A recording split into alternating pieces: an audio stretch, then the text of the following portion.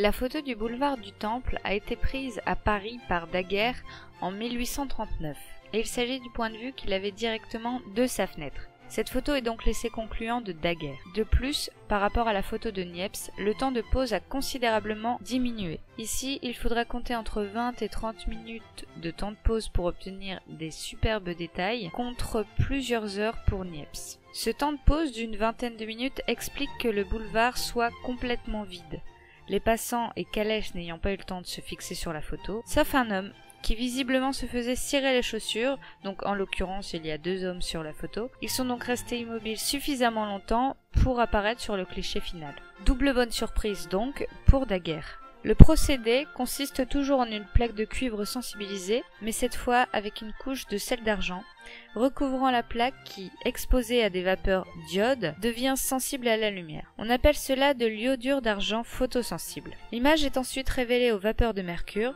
comme le procédé de Niepce, et il s'agit également d'un tirage unique non reproductible. Mais tous ces détails sur le procédé du daguerréotype ne sont publiés qu'en août 1839, lorsque Daguerre cède le brevet de son invention à l'État français. Avant cette date, le mystère reste entier pour la majorité de la population qui se prête à des spéculations sur ce procédé révolutionnaire. Souvenez-vous, en janvier 1839, Arago présente à l'Académie des sciences de Paris le daguerréotype.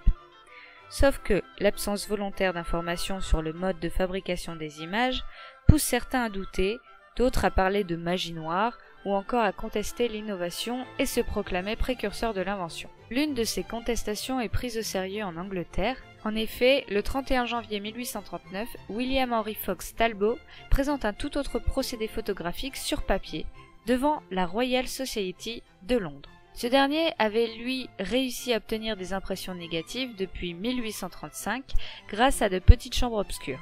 Mais il interrompt ses travaux, ne semblant pas réaliser l'importance de ses découvertes pour ne les reprendre que fin 1838. Quand il apprend la découverte parisienne, il tente de revendiquer l'antériorité et fait parler de lui et de ses travaux un maximum, notamment par la presse. Son procédé est très différent du daguerréotype et le support est aussi révolutionnaire.